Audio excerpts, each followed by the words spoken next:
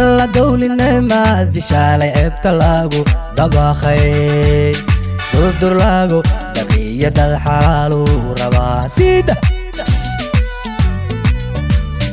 dawliskaba kuwan elka shalay udari dayacay markale igu dara ku yiri heleley ha lama dooho leeyahay dalku jooxu rabaa sida goday gacalo caasimada gobolka Shabeelle waxa si toos u gaaray wafti balaano ka socda jimhadda wadaniga xoreynta Ogaadeenaya oo isugu jira xubno guddi fulin golo dhaxay kaadirka jimhadda wadaniga xoreynta Ogaadeenaya oo ka kicitay caasimada deegaanka Soomaalida magaalada Jigjiga hadaba waftigan oo galabta xilli gaaban gaaray magaalada Goday ayaa si qurux badan waxa uu soo dhaweeyay shacabka gobonimada jecel roor Goday oo ah shacab qiimo badan oo lagu xusuusto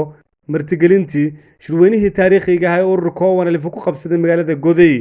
hadaba waftiga oo meel fagaara kula hadlay bulshada qiimaha badan ee magaalada Goday ayaa u soo bandhigay fariinta uga sidan jimhadda wadaniga xoreynta Ogaadeenaya isla markaana uga warbixiyay xaaladda guud ee dalka hadaba mas'uuliyiinta iyo waftigan ku sugnaan doona maalmahan soo socda magaalada Goday ayaa kulamo gaar la qaadan doona bulshada qaybaheeda kala duwan sida odayaasha waxgaradka culimada diinka dhalinyarada iyo waliba sidoo kale toonugta jooxa ka dhisan magaalada Goday alla diiftayo markuu dulmi shaaca ku qabay iyo daga lamihada dahoraan bulshada alla dadku wuxuu rabaa dawladnima dhaboon daacadnima lahiya doonistooda xornimo